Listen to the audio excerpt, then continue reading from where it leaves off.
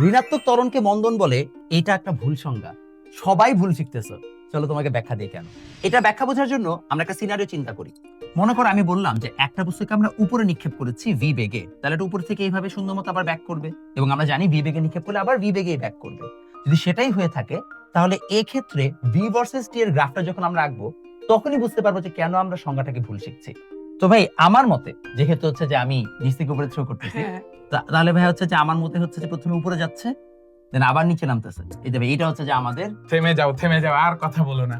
তাহলে তুমি শূন্য বেগে কোনো কিছুকে নিক্ষেপ করবা, তারপর সে আরো উপরে উঠবে। একটা বস্তুর বেগ শূন্য, সেটা কি উপরে উঠবে? এটা তো সম্ভব না। তাহলে শূন্য সময়ে তার বেগ একটা থাকবে, এটা হচ্ছে তার সর্বোচ্চ মান।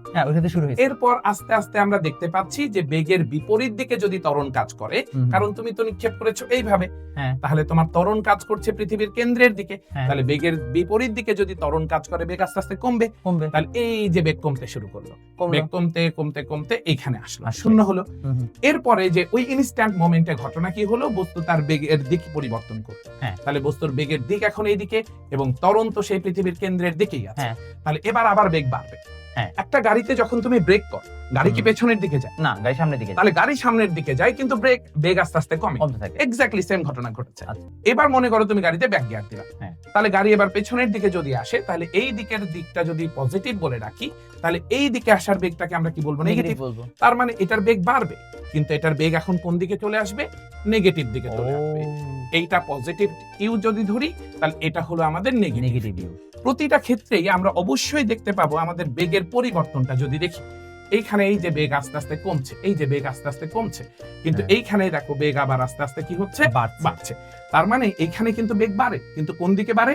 বিপরীত দিকে। এই জন্য হচ্ছে যেটা মাইনাস। এইবার কিন্তু বিপরীত দিকে, সেজন্য আমরা ওইটার সাপেক্ষে এটাকে নেগেটিভ বলেছি। এবার আসো ত্বরণের খেলাটা দেখো। ত্বরণের গল্প যেটা আমরা বারবার বলছিলাম, যে আস্তে আস্তে যদি বেগ হ্রাস পায়, এটা মিন করে ত্বরণ কাজ করে বেগের বিপরীত দিকে। তাহলে বেগ ধনাত্মক দিকে আছে, তাহলে ত্বরণ কোন দিকে যাবে? ঋণাত্মক দিকে, কারণ বেগের বিপরীত দিক হতে হবে। এখন তোমাদের কনভেনশনাল কথা অনুযায়ী মিলেও গেছে, ঋণাত্মক ত্বরণকে মন্দন বলে, এবং এই আর্টিফিশিয়াল কনফিডেন্স নিয়ে সারা জীবন তোমরা চলতেছো। তাহলে এবার দেখো, এইবার বেগ বাড়ে না কমে? এবার তো বেগ বাড়ে। বেগ যদি বাড়ে, তাহলে ত্বরণ কোন দিকে? বেগ যেদিকে সেদিকে যাচ্ছে। বেগ আছে ঋণাত্মক অক্ষে, তাহলে ত্বরণও কোন অক্ষে থাকবে? ঋণাত্মক অক্ষে। তাহলে এটাকে তো তুমি আন্দাজে মন্দন বলে বেঁচে গেছিলা, এবার এটাকে কি মন্দন বলবা? এইটাকে কি মন্দন বলবা? এবার তো বেগ বাড়ছে। তাহলে মন্দনের একটাই ডেফিনিশন, সেটা হচ্ছে বেগ হ্রাসের হারকে মন্দন বলে। কখনোই এটা বলা যাবে না যে ঋণাত্মক ত্বরণকে মন্দন বলে। এটাও ঋণাত্মক, এটাও ঋণাত্মক। অ্যাকচুয়ালি ধনাত্মক, ধনাত্মক ঋণাত্মক এই গল্পটা তো আসি নাম্বার লাইন সিস্টেম থেকে। এখন তুমি যে বেগে নিক্ষেপ করেছিলা, এটাকেই যদি ঋণাত্মক বলে ডাকো, তাহলে কিন্তু জগৎ আবার উল্টে যাবে।